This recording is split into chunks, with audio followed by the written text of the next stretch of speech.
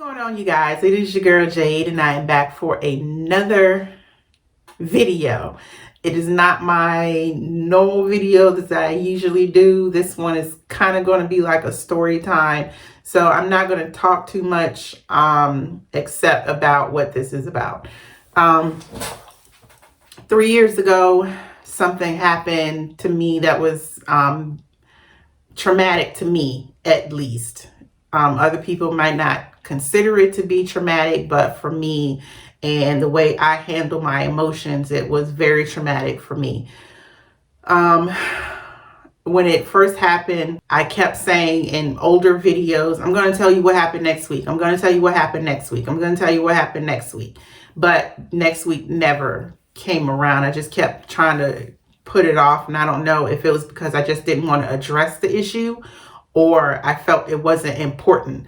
But today I got a notification from Facebook about the memory. And I said, well, let's just go ahead and get it out of the way. It's been 3 years. I can actually laugh about the incident now, kind of. Just even thinking about the incident, it's giving me anxiety. So what happened is I used to be a plus size model, and I did a lot of runway. I won't get into the details of why I quit, but that was something very traumatic for me as well. Before I get started talking about what it was, if you found this video helpful, share it with someone you think may benefit from hearing my words. Okay, that's all I ask. So when I first started modeling, I started out with the Curves Ahead project with the CEO, Mickey Leon. He did a book called the Curves Ahead Project, and then that stemmed into doing a yearly District of Curves full figured fashion showcase. So the first year that I did it, it was a lot of fun. I was able to live out a childhood dream. I'm 5'4", and I had always dreamed about walking the runway. And Mickey, thank you so much for giving me the opportunity to do that for several years. You have no idea how much I appreciated that. So the very first year I did the show, I was super excited. It was a new designer on the scene, and by the good grace of God, they picked me. They liked my figure. I had an hourglass figure. Models always talked to me and was not astonished, but, and I don't want to say envious because that sounds self-conceited, but, you know, in the model world, sometimes women can be catty. And thankfully, I've never run across any plus size model in the modeling industry that has ever been catty with me or other models. So I am very grateful for that. That being said, there were a lot of designers that didn't pick me, which I was fine with, because in those designers' eyes, my figure wasn't exactly plus size. But thankfully, this designer that I to this day absolutely love, my all-time favorite designer, is John Mark. And if you have been watching my videos for a while, you know anytime I do a fashion show, and John Mark is a part of it, I have got to walk for John Mark. Hands down, I've said this in a couple videos before, if I don't walk for John Mark, I will cry. That's how much I love this designer. So when we did the first fashion show, they picked me, and from that day, I have been in love with John Mark and their designs. Absolutely, hands down, love them. So my mom was in a car accident in 2015. We ended up moving to Southern Virginia.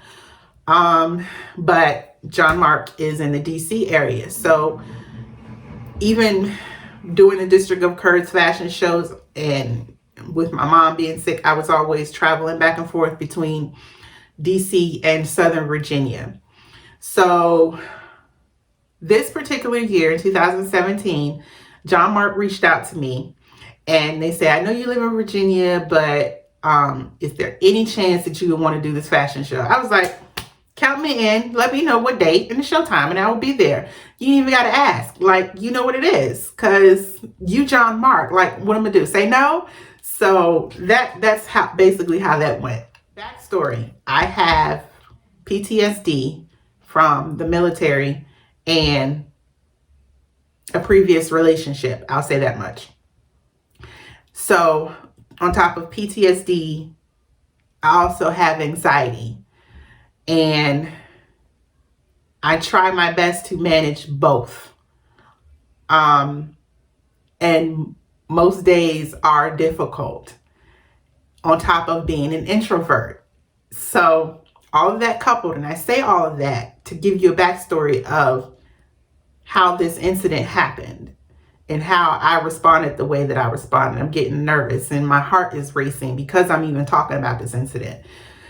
The way my anxiety works, part of my anxiety, if I'm running late, if I know I'm going to run late, my heart starts racing. I start to get a little sweaty.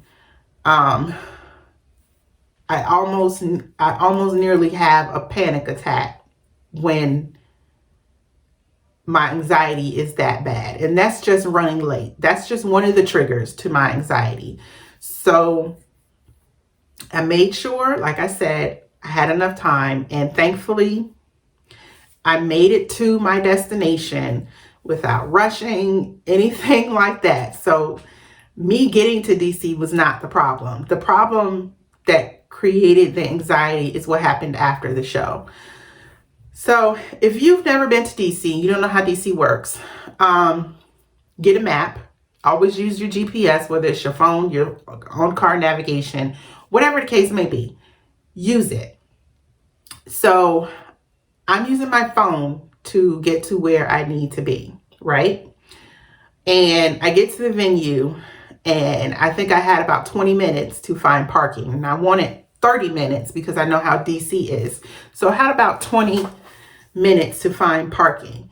And if you don't know DC and finding parking, even street parking, garage parking, it is headache. It is a big headache. So the parking garages work in DC is the majority of them close at 11. So if you don't have your car by 11 or whatever time they close, some of them close at 10. If you don't have your car by then, you just can't get your car. Like the garage is going to be closed and you're going to have to wait until the next morning. Okay. Now, if you park on the street, you do have to pay for parking. There are times when you either going to get a parking space or on the street, or you're going to have to pay for parking. And if you pay for parking, there's a small chance you might get towed depending on where you park. And this is the thing that's crazy about DC. You have to pay attention to the parking signs. Some parts of DC, it'll tell you you can park for 2 hours between 1 and 3. You can't park here between 3:30 and 4 unless it's a Sunday. It's crazy. So that was driving me crazy. So I couldn't find parking on the street. So now I had to find a parking garage.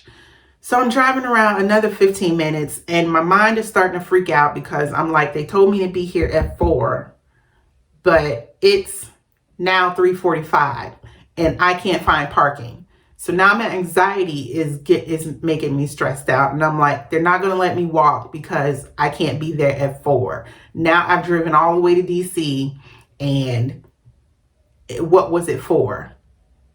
And now I can't walk in the show because I'm 2 minutes late. That's my thinking, right? So I finally find a parking garage and I'm like, dude, what time do you close? Because I might not be able to get to my car until 1 o'clock in the morning because I'm going to a fashion show. I was very honest. Going to a fashion show. I'm walking in a fashion show. I might not be able to get to my car until 1 o'clock. You're saying you're closing at 11. Dude tells me, right? He's like, no problem, no problem. I swear, I think he only spoke half English. He said, no problem. You can still park your car here. There's going to be a guard and you'll be able to get to your car. No problem.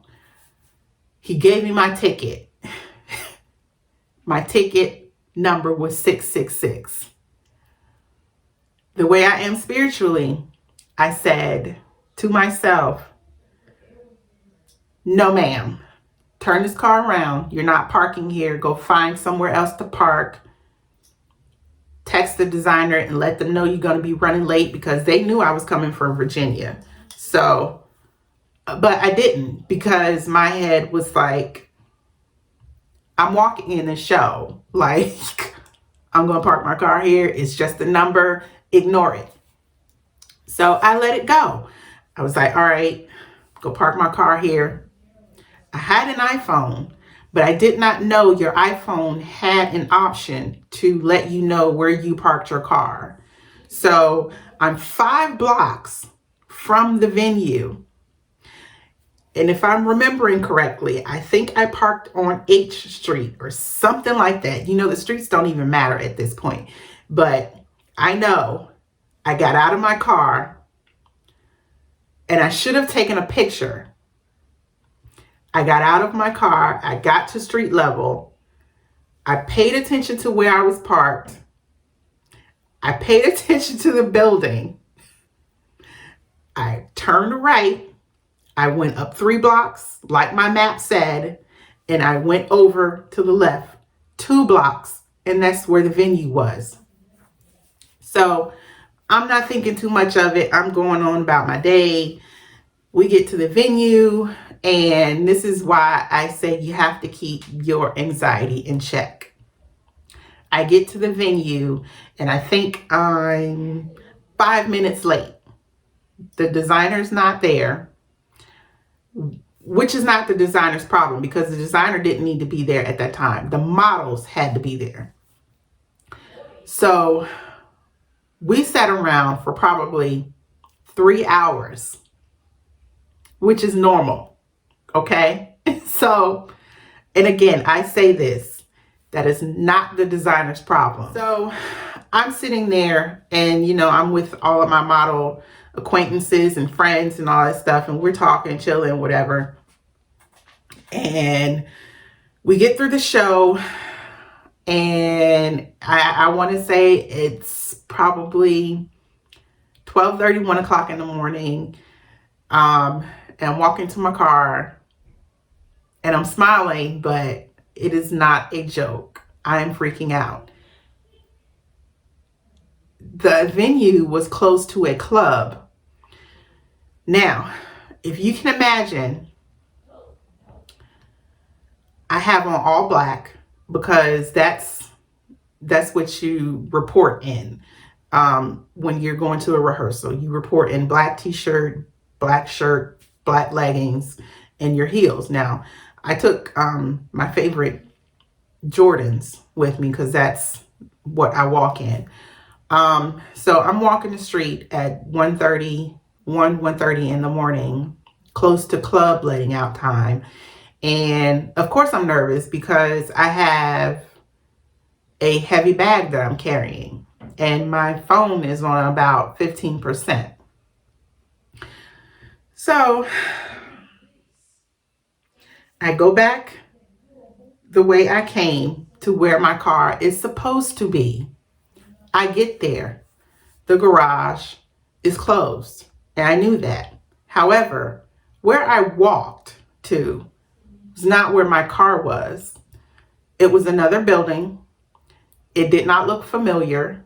I don't know if I took a wrong turn or the whole walking from the venue back to where I thought my car was and me being just completely not aware of my surroundings. So I'm like, okay, not a big deal. Let me get my situational awareness on point. So I'm looking around, trying to figure out, Does this look familiar? Most areas in the dark do not look the same. This was kind of the case with DC. So some of the buildings didn't look the same. A lot of the garages that I looked at looked exactly the same, just kind of in a building, kind of, but they were all closed. So I walked around for about an hour with this bag. Clubs are out. Guys are halfway drunk. And I'm 5'4". I'm probably about 170 pounds, carrying this big bag in the middle of DC. And I'm thinking, oh my God, gosh, I'm going to lose my life because some big dude is going to run up on me and he's going to rape me, kill me. I'm never going to see my family again. Like, that is literally how I felt. So I'm trying to calm down. I'm trying to stay calm. There's people walking past me and I'm trying to, be inconspicuous as much as I can so that I'm not causing a scene or freaking out or anything like that. So I called my guy friend and I'm like, I need you to come to DC because I can't find my car and I'm scared.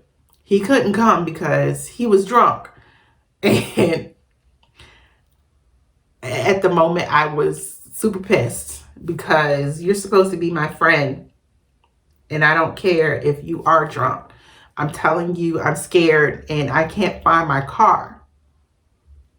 So in hindsight, he was right. He shouldn't have been driving, no matter how scared I was. He shouldn't have been driving because if he's drunk, how's he going to get to me if he's drunk and he don't know where I'm at? Because I don't know where I'm at. And how's he going to help me find my car? And all that stuff. So all that stuff is running through my mind. So I'm steady walking around. My phone is now on 5%. Everything's closed. It's 4 o'clock in the morning. And yes, I said 4 o'clock in the morning. And I want to cry. And I'm talking to God and I'm like, please just keep me safe. Like, I don't know what to do right now.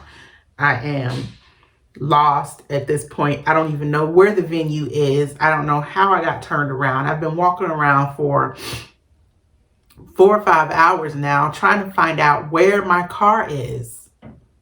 Help. So I'm sitting down on the steps of this building and this security guard comes out and he's like, what's going on? Are you okay? And I'm like, do you have can I come into the building and charge my phone? That's all I need right now. He's like, no, the building's locked down. I'm sorry. You look really upset. Can you tell me what's going on? I'm like, dude, I don't know where my car is. I don't. Now, mind you, I'm still dressed. Makeup still done. Hair still done. The only thing different is I'm wearing gym shoes and leggings and a fitted shirt. Prime target, right? So he's like, all right, I'm getting ready to go on break. Tell me where you think your car is and I'll take you around. He was nice enough to do that. I don't remember the guy's name. I kind of remember what he looks like, but I thank the Heavenly Father for that guy because who knows what would have happened to me if he hadn't came and rescued me at that time. And he drove me around for probably another hour and a half just trying to find out where my car was.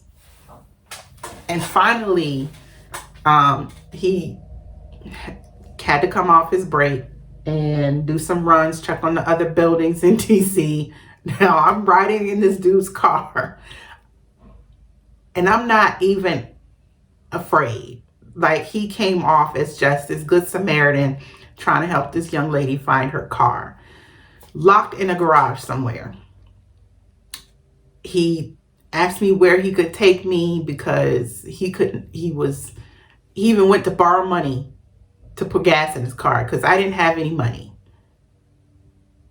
Nothing. I had nothing. Okay. So he went to borrow money from a coworker to put gas in his car.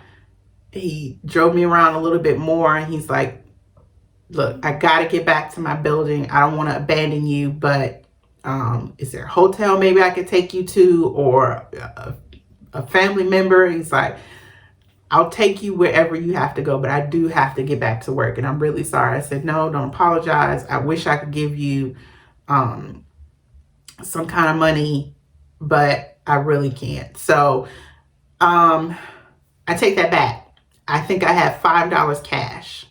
It was either $5 or $10, and I gave him that, but he needed, more than that to put in his tank.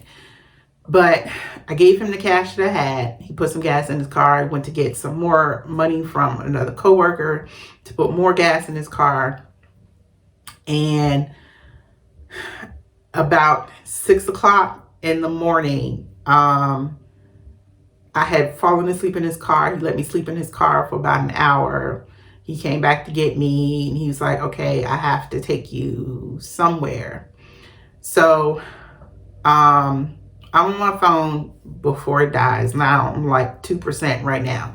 So I'm looking for hotels in the area. Thank goodness it was a weekend that I got paid. So I find a hotel that's just around the corner. I was like, look, I really, really appreciate it. Give me your number. I'll send you some money. He's like, no, don't worry about it. As long as I know you're good. It's like, okay, just drop me off at this hotel. I'll get up in the morning, refreshed, and find my car. So that's exactly what happened. To the Good Samaritan, I wish I could remember your name because I would send you some money for helping me out that day. I know this is 3 years ago, but I wish I could really, really super repay you right now for getting me out of that situation, and God for sending you to me.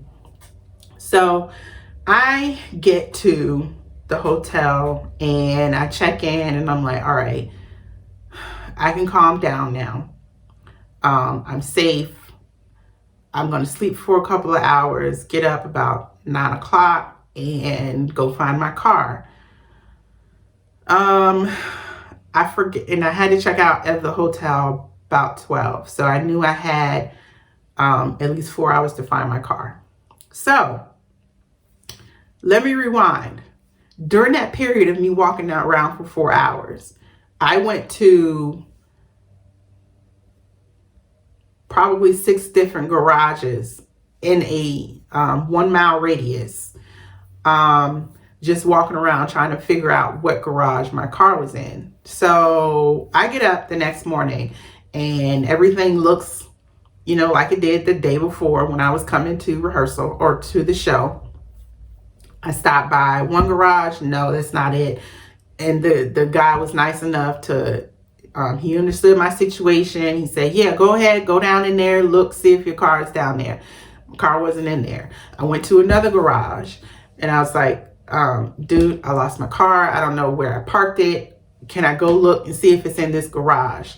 Well, no, it probably wouldn't be in this garage because we were closed yesterday. I was like, okay, are there any other garages around here that you know of that were open and would be open until at least midnight? It's like, yeah, just go across the street to this, garage. The last garage I went to, I got highly pissed, and I'll tell you why. I went to this garage twice the night before, and the guard there told me, no, you can't get your car. And I don't know why the guy who took your money told you could come get your car after we closed. And I told the dude, that's fine. I just need to know if my car is down here because I have been looking for several hours. I need to know if my car is here. No bueno. He wouldn't let me. So I went back the next day and wouldn't you know it, The garage I went to twice the night before, my car was there. The dude was just being an a-hole and he wouldn't let me go see if my car was down there. So now I'm ecstatic. It's probably 10 o'clock now. So I spent only an hour looking for my car the next morning when I could have been perfectly fine the next night if dude wasn't being an a-hole. So I get my car and I'm like, oh yes, thank goodness I found my car.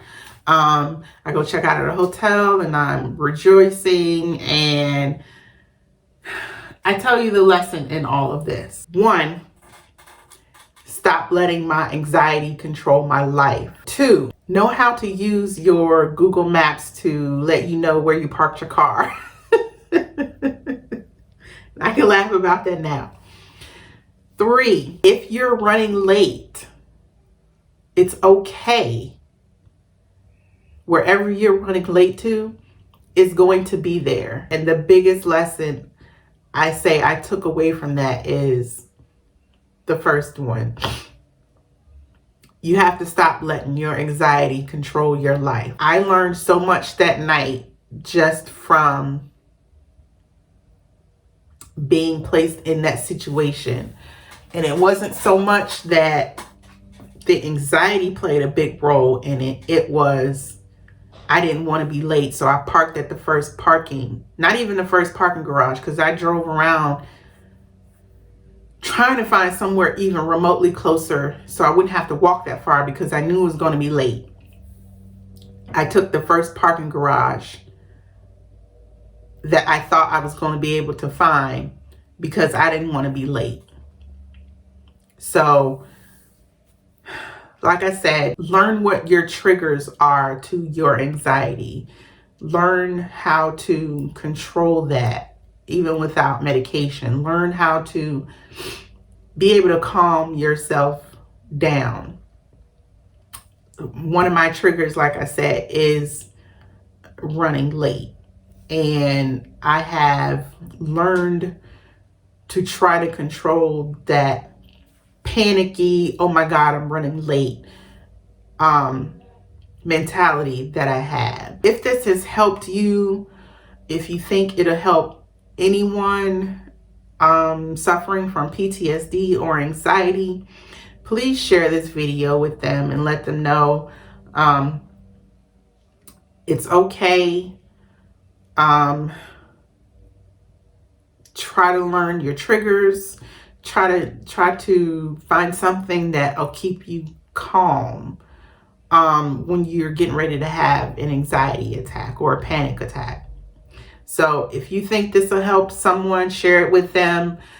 If you have any questions, feel free to reach out to me. Let me know if this helps you in any way, shape, or form. I would love to see that in the comments below. And just remember, we're all a work in progress, and keep pushing forward. That's all I can say. Keep smiling and keep moving. So I truly hope this helped someone.